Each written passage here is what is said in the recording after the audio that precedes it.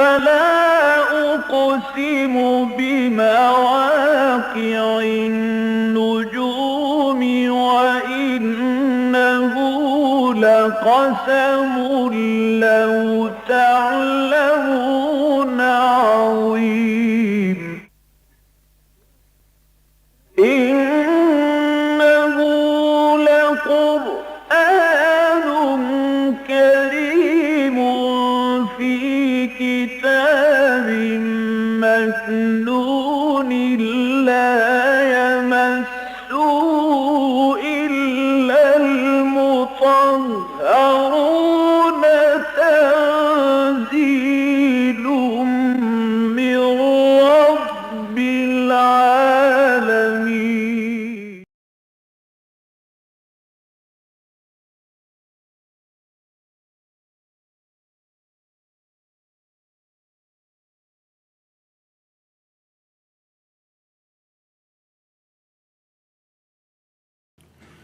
أعوذ بالله من الشيطان الرجيم.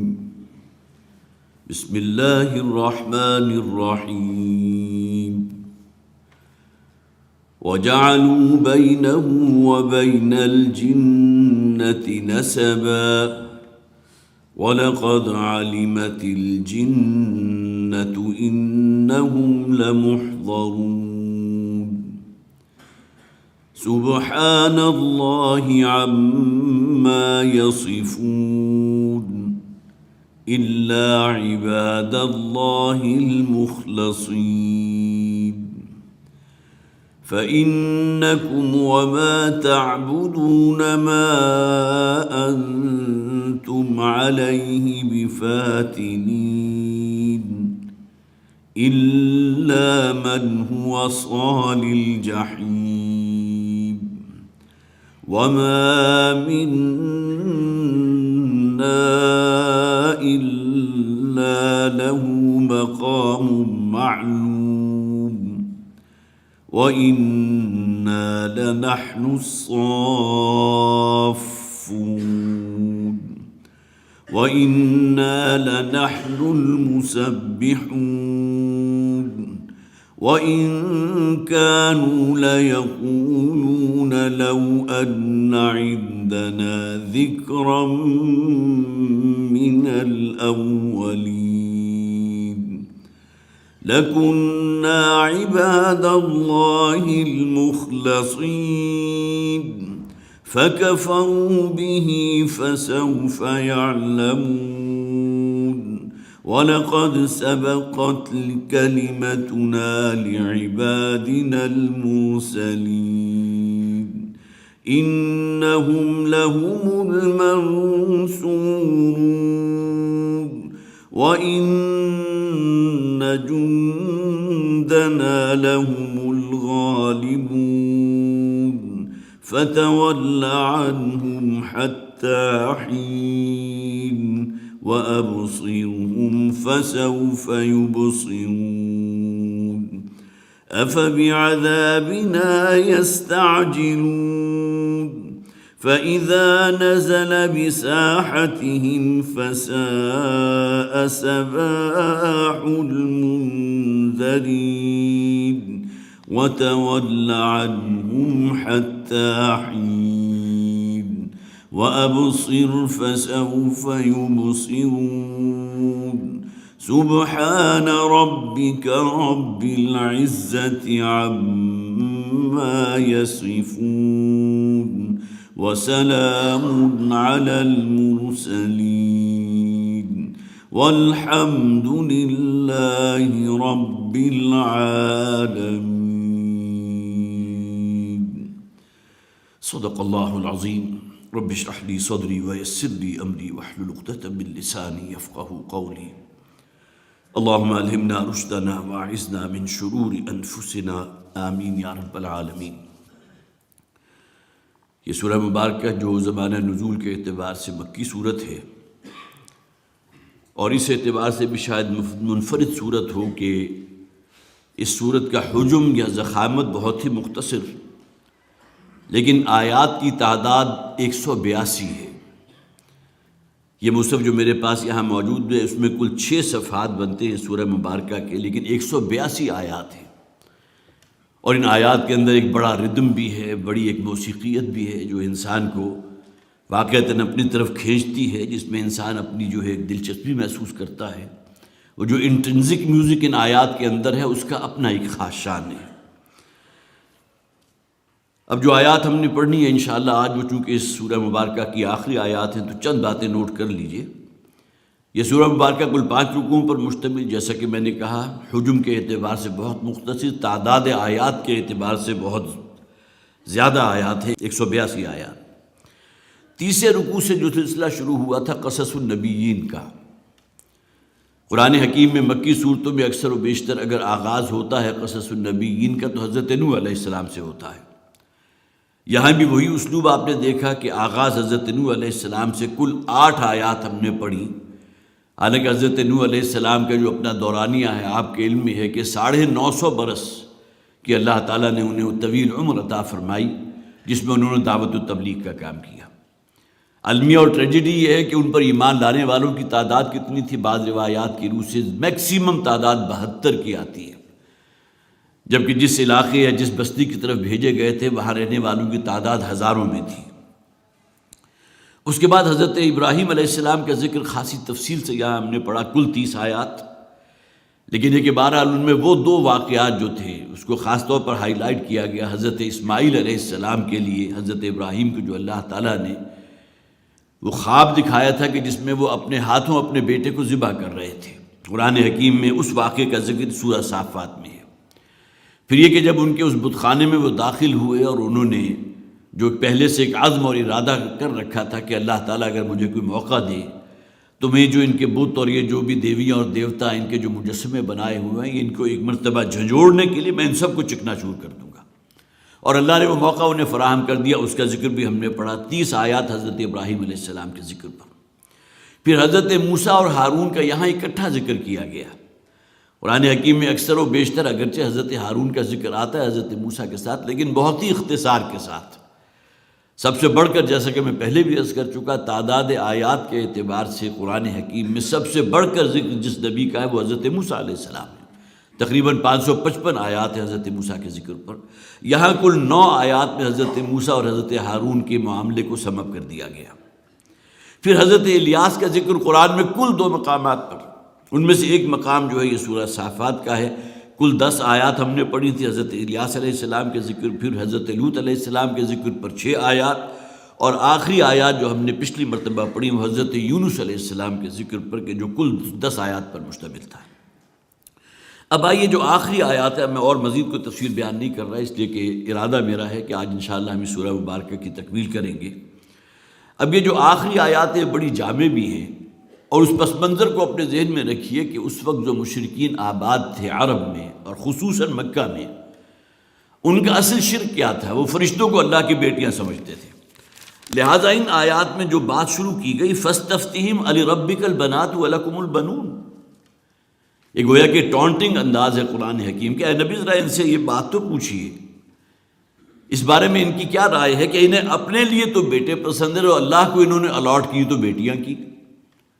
فرشتوں کے بارے میں ان کا عقیدہ تھا نا کہ اللہ کی بیٹیاں ہیں، اور سورہ نجم میں تو ان کا خاص طور پر نام بھی آ گیا، مؤنث نام موجود ہے سورہ نجم کے اندر، افرأیتم اللات والعزی ومناۃ الثالثۃ الاخری، گویا کہ 3 دیویوں کا نام جو ہے باقاعدہ ان کے ناموں کے ساتھ سورہ نجم میں موجود، اور یہ تینوں کے تینوں مؤنث نام ہیں۔ لات الہ کا مؤنث ہے، عزا عزیز کا مؤنث ہے، اللہ کا نام ہے نا العزیز، تو وہاں سے انہوں نے مؤنث اخذ کیا اور عزا اپنی ایک دیوی کا نام رکھ دیا کہ اللہ کی بیٹی ہے۔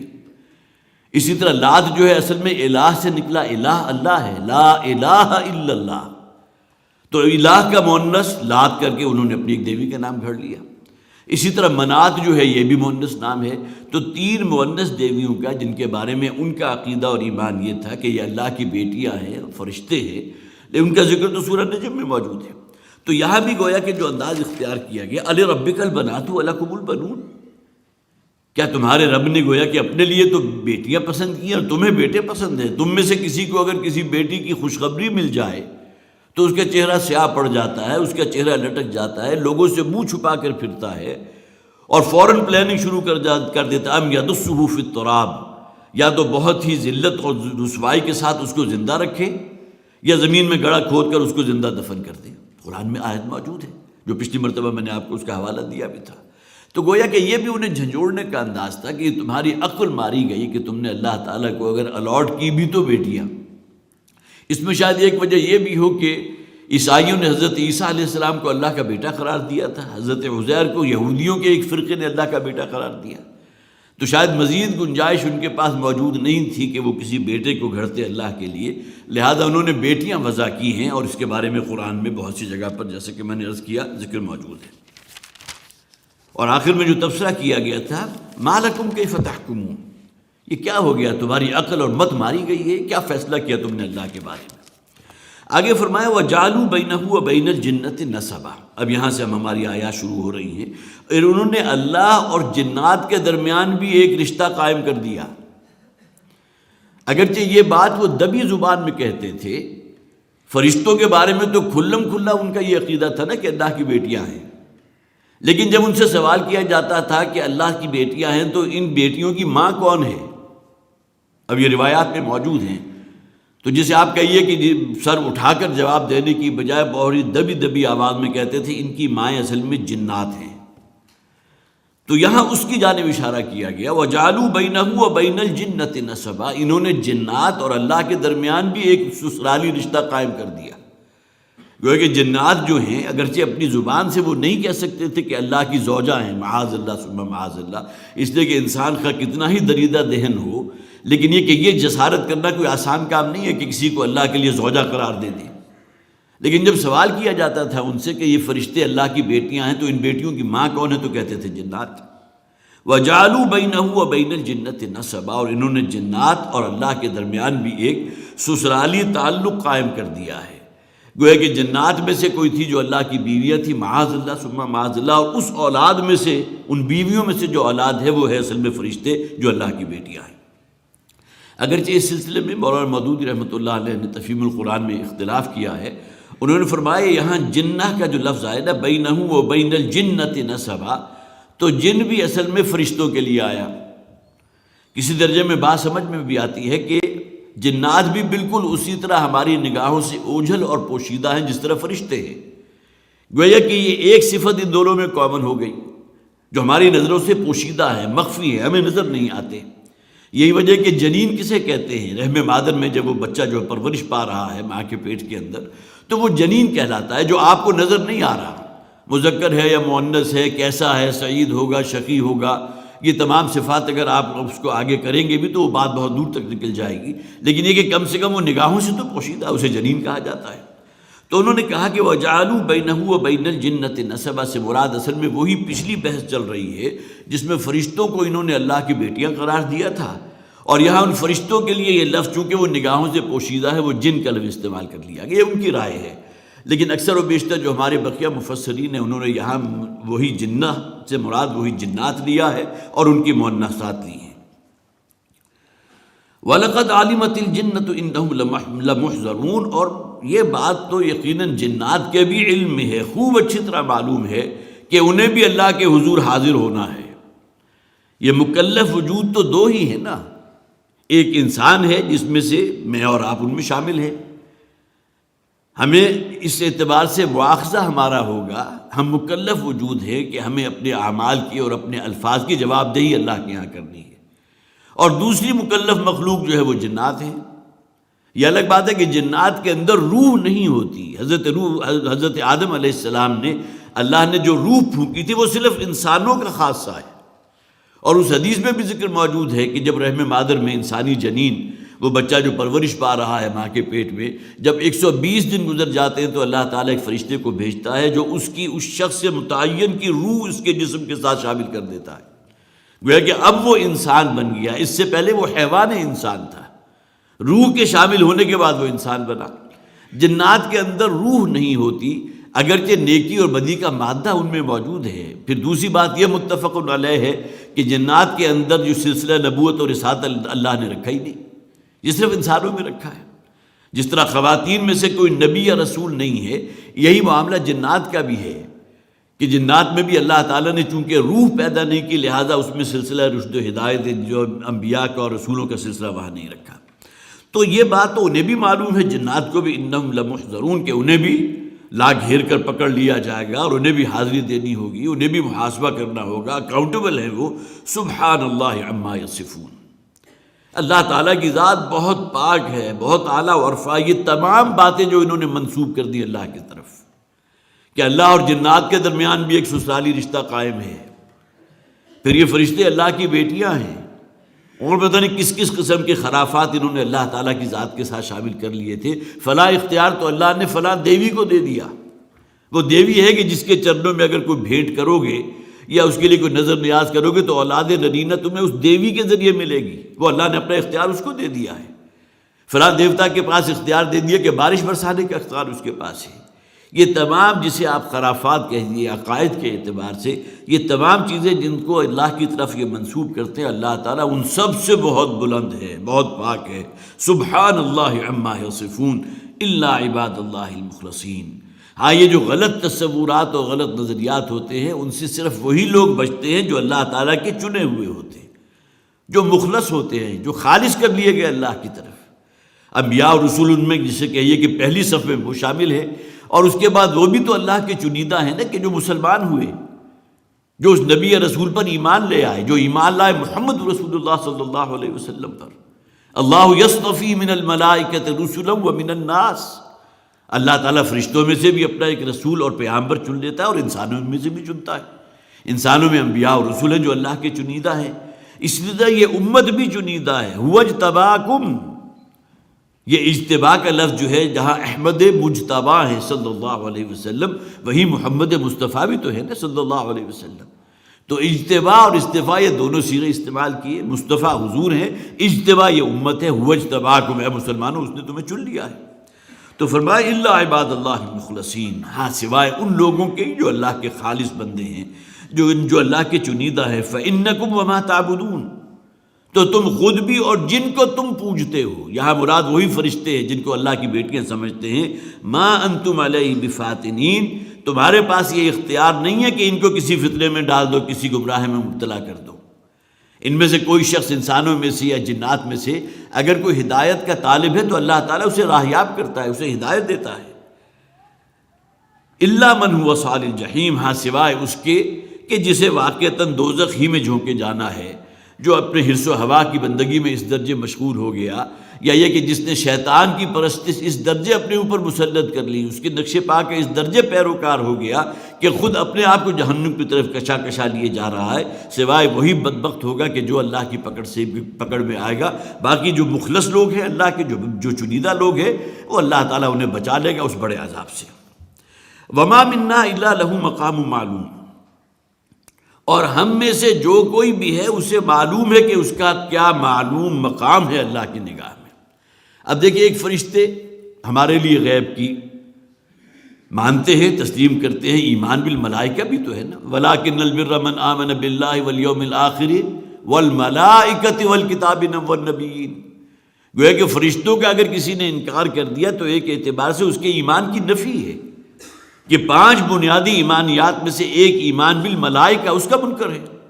ایسے لوگ ہمارے ہاں وہ طبقہ موجود ہے، فرشتوں کا انکار کرنے والے، اور اسی طرح جنات کا بھی انکار کرنے والے، اگرچہ جنات پر ایمان کسی درجے میں ضروری نہیں ہے، لیکن یہ کہ جنات چونکہ غیر مری شے ہے، لہذا وہ سمجھتے ہیں کہ اصل میں جنات وہی ہوتے ہیں جو انسانوں میں سے بہت ہی، جسے آپ کہیے سخت طبیعت کے مالک ہوں اور آگ بگولا ہو جانے والے۔ جن کے بارے میں کہا گیا اسے آگ سے پیدا کیا گیا، تو انسانوں میں بھی جو ان کے اندر آگ بگولا ہونے کی صلاحیت ہے، یا یہ کہ یہ صفت کسی درجے میں موجود ہے، تو انہیں جنات کہہ دیا گیا۔ بہت ہی غزیلے قسم کے انسان وہ جنات کہلاتے ہیں۔ اب گویا کہ اگر انسان انہی چیزوں کا پیروکار بن جائے کہ جو چیزیں اس کے حواس میں آ جائیں صرف اسی کو مانے گا، تو پھر تو فرشتوں تو اس کے حواس میں نہیں ہیں۔ فرشتوں کا انکار بھی گویا کہ ایمان کی نفی ہے۔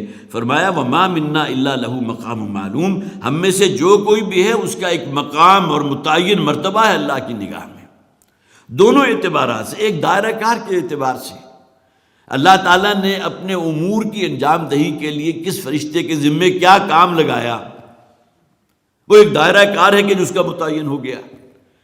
جس طرح حضرت جبرائیل علیہ السلام جو تمام فرشتوں کے سردار ہیں، ان کے ذمہ کیا کام ہے؟ انبیاء اور رسول تک اللہ کے پیغام کو پہنچانا. لیکن اس کے معنی اگر کہیں ہم یہ سمجھ لیں کہ نبی اکرم صلی اللہ علیہ وسلم تک وہ پیغام کو پہنچانے کے بعد بالکل فارغ بیٹھے، معاذ اللہ. ان کے گویا کہ دائرہ کار میں یہ شے شامل تھی. اسی طرح حضرت اسرافیل علیہ السلام کے بارے میں آتا ہے کہ قیامت کے دن سور میں پھونک مارنے کا حکم انہیں ہوگا. اور اس حدیث کے الفاظ شاید آپ میں سے بعض نے وہ حدیث سنی بھی ہو کہ حضور نے فرمایا کہ اسرافیل اپنے ہونٹوں سے وہ سور لگائے کھڑے ہیں اللہ کے حکم کے انتظار میں کہ جیسے ہی اللہ کا حکم ہو سور میں پھونک مار دے اور قیامت آ جائے. گویا کہ قیامت کو کوئی بہت زیادہ دور نہ سمجھو. اسی طرح حضرت اسرائیل علیہ السلام کے بارے میں ہم مانتے ہیں، اس بات کو تسلیم کرتے ہیں، یقین احادیث سے ثابت ہے کہ انسانوں کے اوپر موت کو مسلط کرنے والے یا وہ فرشتہ جو اللہ نے ان کی روح قبض کرنے کے لیے مقرر کیا حضرت اسرائیل ہے. تو فرمایا ہمارا ایک مقام یا مرتبہ بھی ہے، اور مرتبے کتنے ہیں اس کا آپ اندازہ نہیں کر سکتے. اور ان کی تعداد کیا ہے؟ حضور کے وہ الفاظ آپ نے بارہا سنے، اس کائنات میں چپا بھر جگہ بھی ایسی موجود نہیں جہاں اللہ کا کوئی نہ کوئی فرشتہ موجود نہ ہو اور اس کے حضور سر بسجدہ نہ ہو اور اس کی جو ہے تسبیح و تحمید نہ کر رہا ہو. تو ہم میں سے ہر جو بھی ہے فرشتے، ان کی تعداد کتنی ہے، ان کا دائرہ کار کیا ہے، ان کے اختیارات، بئی معنی کہ وہ اختیارات جو اللہ نے انہیں دیے ہیں اس کی لمٹ کیا ہے، یہ اللہ کے علم ہے. یہ تمام چیزیں غیبی حقائق ہیں جنہیں ہم تسلیم کرتے ہیں اور مانتے ہیں. وَإِنَّا لَنَحْنُ الصَّافُونَ، اور ہم ہیں کہ جو اللہ کے حضور صفے باندھے کھڑے ہوتے ہیں. جس طرح کوئی کمانڈر ان چیف ہے اور جو جرنیل ہے اس کے سامنے جس طرح فوجی کھڑے ہوں گے اس کے حکم کے انتظار میں صفے باندھے ہوئے. یہ بھی گویا کہ ایک ڈسپلن کی بات ہوئی نا کہ آپ کھڑے ہیں، لیکن یہ کہ ایک بے ہنگم قسم کے ہجوم کی شکل میں نہ ہوں. جس طرح آپ کو معلوم ہے ہمارے یہاں وقتہ نظام کا جو نماز کا نظام ہے، اس میں جو صف بندی کا حکم دیا گیا، جس درجے تاکید کی گئی، اور روایات میں ہے کہ حضور کے ہاتھ میں بعض اوقات ایک چھڑی ہوتی تھی اور آپ اس چھڑی کو استعمال کیا کرتے تھے لوگوں کی صفے سیدھے کرنے کے لیے. کوئی اگر باہر کو نکلا ہوا تو چھڑی سے ہلکا سا اس کو جو ہے وہ ٹچ کر دیا کہ تھوڑا پیچھے ہو، کسی قدم اگر جو ہے پیچھے ہے تو اس کو اشارہ کیا کہ آگے آ جائے. یہ صف باندھ کر گویا کہ اللہ کی عبادت کرنا اسی کا ایک پرتو ریفلیکشن ہے جو گویا کہ ہمیں نظر آتی ہے ہمیں اپنی نماز باجماعت کے اندر. تو وَإِنَّا لَنَحْنُ الصَّافُونَ. اور پھر بعض روایات وہ بھی ہیں کہ جس میں فرمایا گیا کہ نبی اکرم صلی اللہ علیہ وسلم یہ شب معراج کا ایک تحفہ تو تھا جو 5 وقتہ نماز کا نظام تھا، لیکن یہ اس میں صفوں کو بالکل پوری طرح استوار کرنا، ان کو سیدھا کرنا، اس کے اندر کوئی اونچ نیچ کا نہ ہونا، آگے پیچھے نہ ہونا، صف بندی کا پورا اہتمام کرنا، وہ ان آیات کے نزول کے بعد اس کا اہتمام شروع کیا گیا. اگرچہ اس سے پہلے بھی تھا، لیکن گویا کہ یہ بھی ایک ریفلیکشن یا پرتو ہے کہ فرشتوں نے جو اپنے بارے میں کہا انا لنحن الصافون، ہم ہیں کہ جو صفے باندھے اللہ کے سامنے کھڑے ہیں، وانا لنحن المسبحون، اور ہم ہی ہیں کہ جو اللہ کی تسبیح کر رہے ہیں. سورہ بقرہ میں ہم نے پڑھا تھا حضرت آدم علیہ السلام کے جہاں تخلیق کا واقعہ درج ہوا تو وہاں موجود ہے نا نحن نسبح بحمدک ونقدس لک.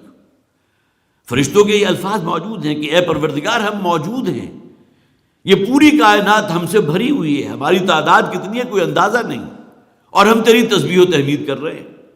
لہذا یہ جو نئی مخلوق تو پیدا کرنے لگا ہے، آدم اور انسان، یہ تو باہم خون ریزی کرے گا، ایک دوسرے کے جو ہے خون بہائے گا، دنگا فساد کرے گا زمین میں، جبکہ تیری تحمید کے لیے، تیری تسبیح کے لیے ہم موجود. نحن نسبح بحمدک ونقدس لک. لیکن اللہ تعالیٰ نے جواب کیا دیا تھا کہ مجھے معلوم ہے کہ جو کام میں کرنے چلا ہوں اس کا اصل مقصد کیا ہے. یہ انسان، اس کی جو تخلیق ہو رہی ہے تو یہ تو فرشتوں سے بھی کہیں اونچا نکل جائے گا، فرشتوں سے بہتر ہے انسان ہونا، مگر اس میں پڑتی ہے محنت زیادہ، اس لیے کہ فرشتوں کو اللہ تعالیٰ نے معصیت کا مادہ ان میں رکھا ہی نہیں، ان کے اندر نافرمانی سرکشی کی کوئی رمق ہے ہی نہیں. لیکن انسان کے اندر شیطان بھی موجود ہے، اس کے حیوانی تقاضے بھی موجود ہیں، حیوانی جبلتیں بھی موجود ہیں. ان تمام کو اوور کم کر کے صرف اللہ کی اطاعت میں اپنے آپ کو دینا، صرف اسی کے حکم کی پابندی کرنا، یہ کوئی آسان کام تو نہیں ہے. ایک شخص کے اندر کوئی جذبہ سرے سے موجود ہی نہیں اور بڑا پاک باز اور پاک صاف شخص ہے، لیکن یہ کہ وہ شخص کے جس کے اندر پوری طرح پوٹنٹ جذبہ بھی موجود ہو، کوئی جذبہ بھی ہو، اس کے باوجود اگر وہ اپنے دامن عصمت کو جو ہے عفت کو بچا کر رکھے تو اصل تو کمال اس شخص کا ہے. وَإِنَّا لَنَحْنُ الْمُسَبِّحُونَ وَإِن كَانُوا لَيَقُولُونَ. اور یہ جو مکہ والے ہیں، یہ جو اہل عرب ہیں، یہ تو کہا کرتے تھے اس بات کا، بار بار اعادہ کیا کرتے تھے، لو ان عندنا ذکر من الاولین، اگر کہیں ہمارے پاس بھی کوئی ذکر ہوتا۔ گویا کہ یہاں مراد کون ہے؟ یہود و نصارہ۔ ان کے پاس جو کتابیں تھیں، یہود کے پاس تورات موجود تھی، نصارہ کے پاس انجیل موجود تھی، اسی طرح حضرت داؤد کو اللہ تعالیٰ نے زبور عطا فرمائی تھی، اسی طرح ہم پر بھی اللہ تعالیٰ کوئی شے نازل کر دیتا، ہمیں بھی کوئی کتاب اور ذکر عطا کر دیتا، تو پھر ہمارا معاملہ بھی دوسرا ہوتا، لَكُنَّا عِبَادَ اللَّهِ الْمُخْلَصِينَ، تو ہم بھی اللہ کے بہت ہی چنیدہ بندے بن جاتے۔ اب اصل میں یہاں جو بات ہے، جو ان کا مرض ہے، وہ کیا ہے؟ جب اللہ نے وہ ذکر نازل کر دیا اپنے نبی محمد صلی اللہ علیہ وسلم کے ذریعے، وہ پیغام تم تک پہنچا دیا، اب اس کا انکار کر رہے ہو۔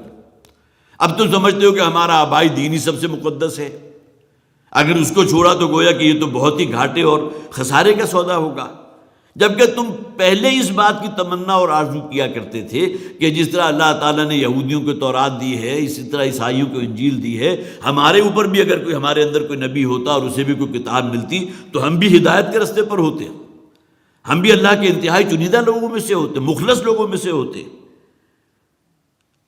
تو لو ان عندنا ذکر من الاولین، اگر پہلے لوگوں جیسا کوئی ذکر یا کوئی کتاب ہمارے پاس بھی ہوتی، لکنا عباد اللہ المخلصین، تو ہم اللہ کے انتہائی مخلص بندے بن جاتے اور اسی طرح ہوتے۔ یہ فرشتوں کا ذکر ہو رہا تھا، تو میں نے ترمذی شریف کی ایک روایت خاص طور پر نوٹ کی تھی، جو ابن کثیر لے کر آئے اپنی تفسیر میں، کہ ایک موقع پر نبی اکرم صلی اللہ علیہ وسلم نے حضرت جبرائیل علیہ السلام سے سوال کیا۔ اب دیکھیں یہاں ایک بات تو یہ واضح ہو گئی کہ حضرت جبرائیل علیہ السلام جب وحی لے کر آتے تھے تو وہ صرف یک طرفہ ٹریفک نہیں تھی۔ ٹھیک ہے، اللہ تعالیٰ کی طرف جو پیغام ہے من و عن حضور تک پہنچانا، یہ ذمہ داری ہے جبرائیل علیہ السلام کی، لیکن اس کے علاوہ بھی کچھ سوالات ہو سکتے ہیں، یہ نہیں ہے کہ بالکل صرف ایک کام کے لیے آئے اور اس کے بعد رخصت ہو گئے۔ تو حضور نے ایک موقع پر جب کہ حضرت جبرائیل علیہ السلام تشریف لائے تھے وحی لے کر، تو آپ سے سوال کیا حضور نے حضرت جبرائیل سے کہ کیا آپ نے کبھی اللہ تعالیٰ کو دیکھا؟ تو اس کا جواب سنیے جو حضرت جبرائیل نے کہا۔ انہوں نے فرمایا کہ ہمارے اور اللہ کے درمیان نور کے 70 پردے ہوتے ہیں، ہم کیسے اللہ کو دیکھ سکتے ہیں؟ گویا کہ فرشتے جو اللہ کے انتہائی مقرب ہیں، اللہ کے انتہائی قریب ہیں، ان میں تمام فرشتوں کا جو سردار ہیں حضرت جبرائیل علیہ السلام، ان کے یہ الفاظ کہ ہمارے اور اللہ کے مابین 70 پردے ہوتے ہیں جو نور کے پردے ہیں، جن میں ہم اللہ کو نہیں دیکھ سکتے۔ اسی سے یہ سوال بھی پیدا ہوتا تھا کہ شب معراج آیا، نبی اکرم صلی اللہ علیہ وسلم نے اللہ تعالیٰ کا دیدار کیا تھا، دیکھا تھا؟ اس کے بارے میں بھی تمام کی رائے ہے کہ حضور نے نہیں دیکھا۔ حضرت موسیٰ نے تمنا کی تھی، ربی ارنی انظر الیک، اے پروردگار میں تجھے دیکھنا چاہتا ہوں، تیرا دیدار کرنا چاہتا ہوں۔ تو اللہ تعالیٰ نے کیا کیا؟ اللہ نے کہا کہ ذرا اس پہاڑ کی طرف دیکھو، میں اپنی ایک تجلی اس پر ڈالوں گا۔ اگر وہ پہاڑ، کہاں ایک انسان، کسی پہاڑ کی دامن میں کھڑا ہوا انسان کی حیثیت ہے اس کی پہاڑ کے مقابلے میں، اگر وہ پہاڑ سہار گیا تو شاید تم بھی سہار سکو۔ فلما تجلی ربہ للجبل جعلہ دکا وخر موسیٰ صاعقا، اس لیے کہ اللہ نے جو تجلی اس پہاڑ پر ڈالی تھی، وہ پہاڑ پھٹ گیا تھا۔ تو یہ تو معاملہ ہے، یہ فرشتوں اور اللہ کے درمیان بھی گویا کہ اتنا ایک نور کے پردے حجاب ہیں کہ انہوں نے بھی اللہ کو نہیں دیکھا، دیدار۔ ہاں ایک وعدہ اللہ کا ہے کہ اہل جنت کو اللہ کا دیدار ہوگا۔ اب اس سے آپ اندازہ لگا سکتے ہیں کہ کتنا اونچا اور کتنا بلند مقام ہے۔ ورنہ یہ کہ جنت کی نعمتوں کا جہاں ذکر کیا گیا قرآن حکیم میں، جس کے بارے میں حضور نے فرمایا نہ کسی آنکھ نے دیکھی، نہ کسی کان نے سنی، نہ کسی کے قلب و ذہن کے اندر اس کا کوئی ہلکا سا ادراک بھی واقع ہوا، تو جنت کی وہ نعمتیں، لیکن یہ کہ اللہ تعالیٰ کی جو نعمت دیدار ہے وہ ان سب سے بڑھ کر ہے۔ اللہم ربنا اجعلنا منہم، اللہم ربنا اجعلنا منہم۔ لو ان عندنا ذکر من الاولین لکنا عباد اللہ المخلصین، اگر ہمارے پاس بھی پہلے جیسا کوئی ذکر آیا ہوتا تو ہم بھی اللہ کے بہت ہی چنیدہ بندوں میں سے ہو جاتے۔ فکفروا بہ، تو اب جب یہ ذکر آ چکا ان کے پاس تو انہوں نے اس کا انکار کر دیا۔ فسوف یعلمون، عن قریب انہیں معلوم ہو جائے گا۔ اب یہاں آگے گویا کہ فل ان دا بلینکس خود کر لو کہ جو آخرت میں ان کا انجام ہونے والا ہے، کہاں یہ کہ تمنا اور آرزو کرتے تھے، اور جب اللہ تعالیٰ نے اپنے رسول کو بھیج کر اپنا آخری کلام ان تک پہنچا دیا، اب اس کا انکار کر بیٹھے، تو عنقریب انہیں معلوم ہو جائے گا ان کا کیا حشر ہونے والا ہے، اس دنیا میں بھی کیا انجام ہونے والا ہے اور آخرت میں کیا ان کے ساتھ سلوک ہوگا۔ وَلَقَدْ سَبَقَتْ كَلِمَتُنَا لِعِبَادِنَا الْمُرْسَلِينَ۔ اب دیکھیے یہ اگلی آیات جو ہیں ان میں بہت اہم فلسفہ ہے قرآن حکیم کا۔ یہ نبوت اور رسالت کے اندر جو فرق ہے، بہت ہی اختصار کے ساتھ، ظاہر ہے کہ ہمارے پاس وقت نہیں ہے، یہ ہمارے ہاں ایک اصطلاح ہوتی ہے عام اور خاص کی نسبت۔ ایک شے ہے وہ جو عمومی ہے، اور ایک خاص مرتبہ ہے جو اسی عموم میں سے اخذ کیا گیا۔ اس کی اگر میں آپ کو مثال دوں، مسلمان ہونا یہ عام ہے۔ اس وقت مسلمانوں کی تعداد 1 ارب اور تقریباً 55 کروڑ ہے اس روئے ارضی پر، لیکن ایمان خاص ہے۔ ان مسلمانوں میں سے اہل ایمان کون ہیں؟ جو واقعتاً ایمان لانے والے ہیں، جن کے اندر حقیقی ایمان موجود ہے۔ یہاں اسلام خاص ہو گیا، اسلام عام ہو گیا، ایمان خاص ہو گیا۔ یہ ہے نسبت عمومی اور خصوصی۔ اسی طرح ایک اور نسبت ہے جہاد۔ جہاد ایک بہت وسیع اصطلاح ہے، یہ عام نسبت ہے۔ کوئی شخص اگر اپنے نفس کے ساتھ کشمکش کر رہا ہے اسے اللہ کی اطاعت کا خوگر بنانے کے لیے، یہ بھی تو جہاد ہے نا۔ افضل الجہاد حضور نے قرار دیا، ان تجاہد نفسک فی طاعت اللہ۔ یہ سب سے بڑا دشمن جو اندر موجود ہے تمہارا نفس اور شیطان، اس کو گویا کہ اس کو کانکر کرو، اس کو فتح کرو، اس پر غلبہ حاصل کرو، اللہ کی اطاعت کا خوگر بناؤ، یہ جہاد ہے۔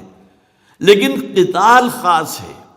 وہی جہاد جب اپنے ٹاپ پر پہنچ جاتا ہے کہ اعلاء کلمت اللہ کے لیے میدان جنگ میں اپنی جانوں کی ہتھیلی پر رکھ کر حاضر ہو جاؤ، اپنی جانوں کا نذرانہ پیش کر دو، یہ قتال ہے۔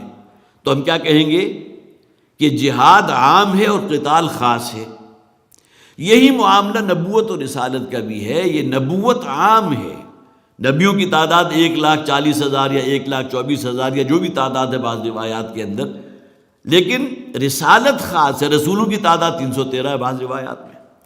معلوم ہوا کہ ہر رسول تو لازماً نبی ہے، لیکن ہر نبی رسول نہیں ہے۔ نبیوں کی تعداد تو بہت ہے، ان میں سے جو خاص ہیں وہ رسول ہیں۔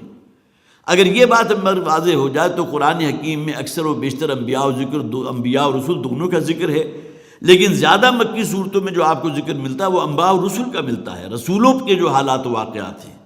وَإِلَىٰ مَدْيَنَ أَخَاهُمْ شُعَيْبًا وَإِلَىٰ ثَمُودَ أَخَاهُمْ صَالِحًا وَإِلَىٰ عَادٍ أَخَاهُمْ هُودًا، قوم عاد کی طرف، قوم سمود کی طرف، قوم مدین کی طرف، اسی طرح آل فرعون کی طرف، یہ تمام کون تھے؟ اللہ کے انتہائی جلیل القدر رسول تھے۔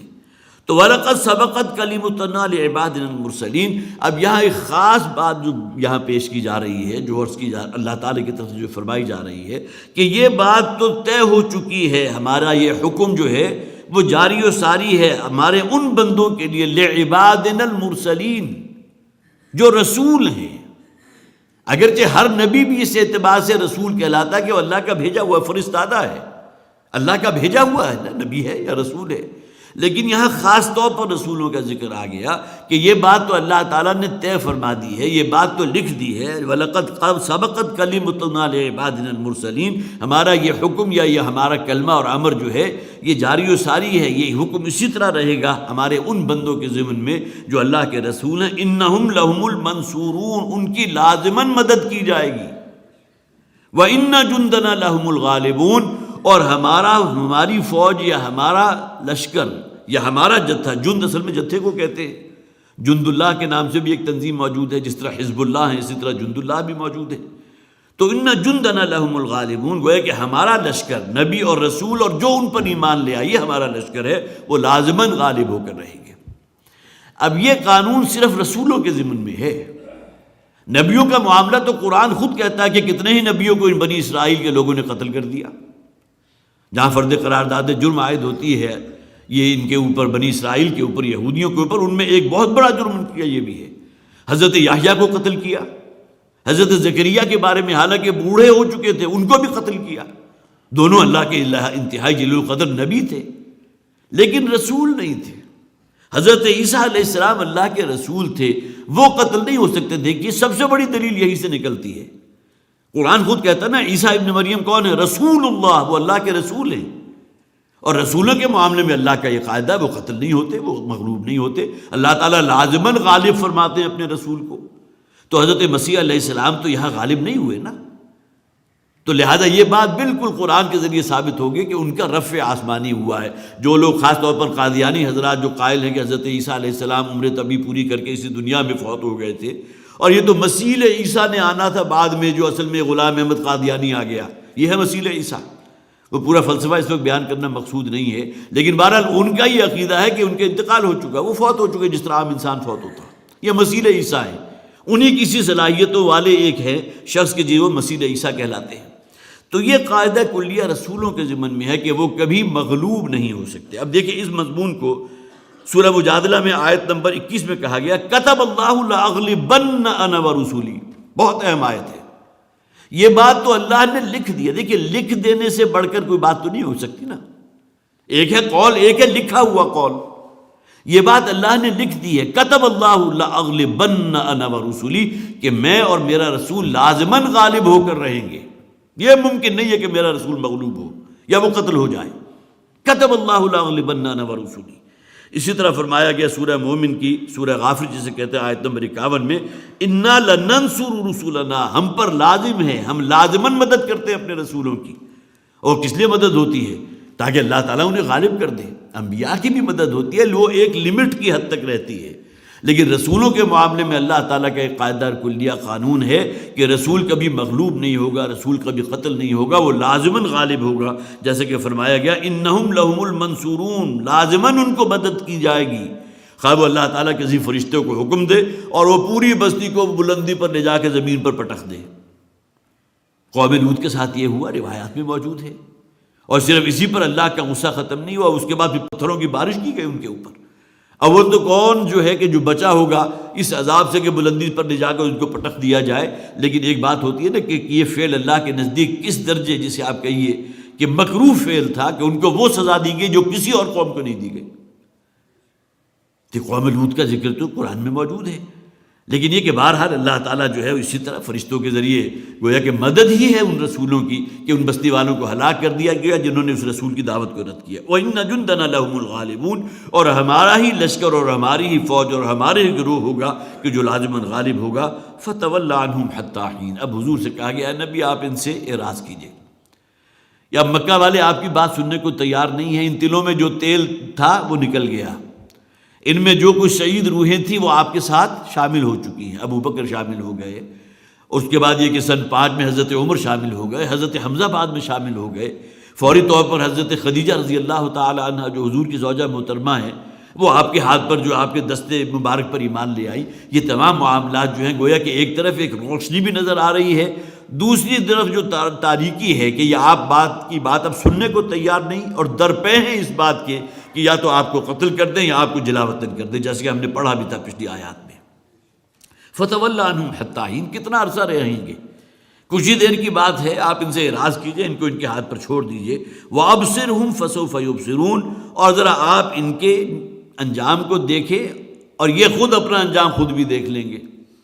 اب یہاں دیکھیے اللہ تعالیٰ کی مدد کی شکل میں آئی تھی، جو آگے آ جائیں گے الفاظ، فَإِذَا نَزَلَ بِسَاحَتِهِمْ، اور جب وہ اللہ کا عذاب نازل ہوا ان کے قریبی میدان میں، یہ میدان بدر تھا کہ جہاں اللہ تعالیٰ کے عذاب کا کوڑا ان کی پیٹھوں پر برسا۔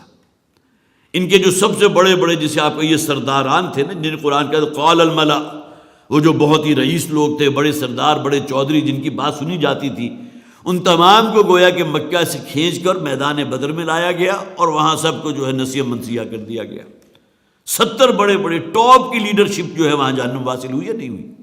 یہ اللہ تعالیٰ کے عذاب کا کوڑا تھا۔ ظاہر ہے کہ وہ عذاب اس شکل میں عذاب استیصال کے سب لوگوں کو تباہ کر دیا جاتا سوائے ان لوگوں کے جو رسول وقت پر ایمان لائے تھے اس وقت۔ حضور صلی اللہ علیہ وسلم کو عاملہ چونکہ آخری رسول ہیں، لہذا عذاب استیصال اس امت کے لیے نہیں ہے۔ اب عذاب آئے گا تو مختلف، جسے آپ کہیے کہ مختلف چنکس کی صورت میں آئے گا۔ جو سب سے پہلا عذاب کا کوڑا برسا ہے ان کی پیٹھ پر وہ میدان بدر میں برسا ہے۔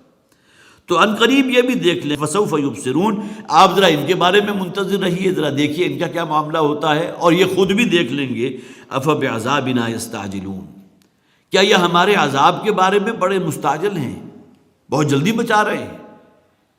اور یہ الفاظ میں نے آپ کو سنائے تھے ان کے کہ حضور کو تو یہ الفاظ بھی سننے پڑتے تھے کہ ہمارے کان پک چکے ہیں آپ کی یہ آواز سنتے سنتے، عذاب آ جائے گا، عذاب آئے گا، عذاب آئے گا، لے آئیے وہ عذاب ہمارے اوپر۔ گویا کہ ابھی ان کی طرف سے مطالبہ اس درجے زور پکڑ چکا تھا کہ سورہ عنکبوت میں 3 مرتبہ ریپیٹ کیا گیا، وَيَسْتَعْجِلُونَكَ بِالْعَذَابِ وَيَسْتَعْجِلُونَكَ بِالْعَذَابِ، اے نبی، مکہ والے بڑی جلدی بچا رہے ہیں عذاب کے بارے میں، آپ سے کہتے لے آئے عذاب، ہم اسے ویلکم کرنے کو تیار ہیں۔ تو فرمایا افبعذابنا یستعجلون، کیا ہمارے عذاب کو یہ دعوت دے رہے ہیں؟ کیا اس کے بارے میں بڑی جلدی کا مظاہرہ کر رہے ہیں؟ بہت اجرت میں ہیں۔ فَإِذَا نَزَلَ بِسَاحَتِهِمْ فَسَاءَ صَبَاحُ الْمُنذَرِينَ، اور جب وہ عذاب نازل ہوگا ان کے قریبی میدان میں تو وہ بہت بڑی صبح، بہت ہی بری صبح ہوگی ان لوگوں کے لیے جنہیں خبردار کر دیا گیا تھا۔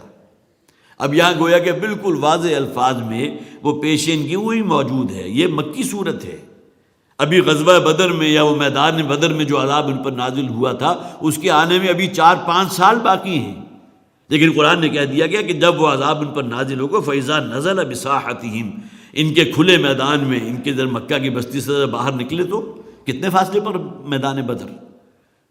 تقریباً اگر آپ اس طریق ہجرہ کو چھوڑ کر وہ طریقہ اختیار کر رہے ہیں کہ جو بدر کی طرف سے ہو کر جاتا تھا تو تقریباً وسط میں آتا ہے، تقریباً آدھا فاصلہ آپ طے کرتے ہیں تو وہ بدر کا علاقہ آ جاتا ہے، پھر آگے جو ہے مدینہ موجود ہے۔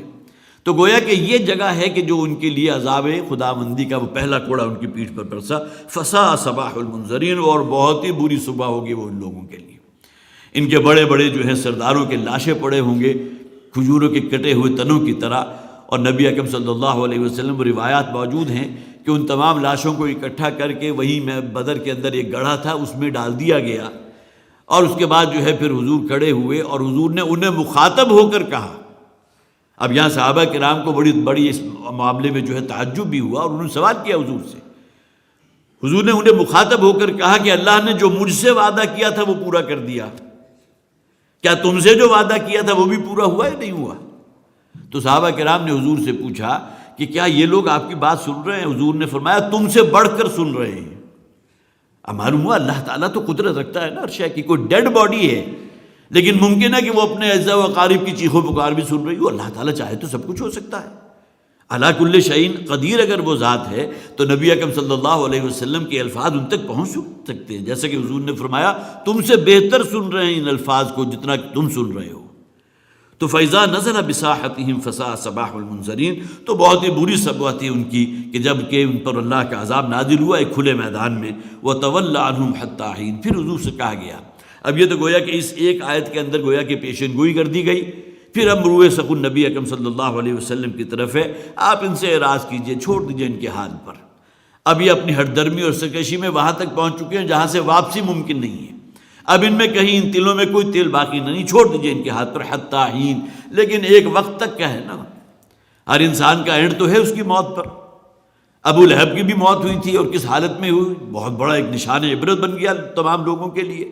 وہ جس نے مخالفت کی تھی اور کمینگی کی حد تک مخالفت کی تھی نبی اکرم صلی اللہ علیہ وسلم کی، اور اس کا جو انجام ہوا کہ اس کی اپنے بیٹے جو ہے اس کی لاش کو ہاتھ لگانے کو تیار نہیں تھے، جس طرح کسی متعفن بدبودار کسی کتے کی لاش کو آپ بڑے بڑے جو ہے وہ لکڑیوں کے ذریعے گھسیٹ کر کسی گڑھے میں ڈالتے ہیں، یہ انجام ہوا تھا ابو جہل کا۔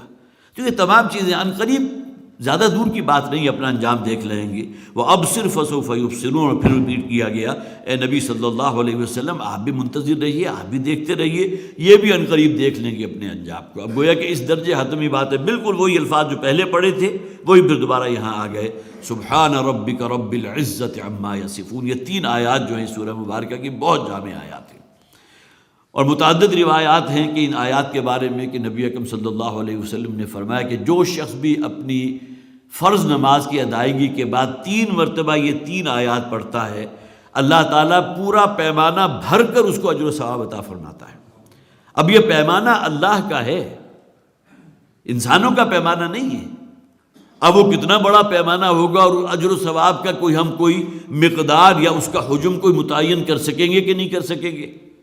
لیکن حدیث کے الفاظ موجود ہیں کہ جو شخص بھی اپنے فرض نماز کی ادائیگی کے بعد 3 مرتبہ یہ آیات سبحان ربک رب العزت عما یصفون وسلام علی المرسلین والحمد للہ رب العالمین یہ ادا کرتا ہے، یہ پڑھتا ہے، تو اللہ تعالیٰ اسے پیمانہ بھر کر اجر و ثواب عطا فرماتا ہے۔ تو سبحان ربک رب العزت یہ بہت ہی جس سے خوبصورت اختتام ہے اس سورہ مبارکہ کے ان 3 آیات کی صورت میں۔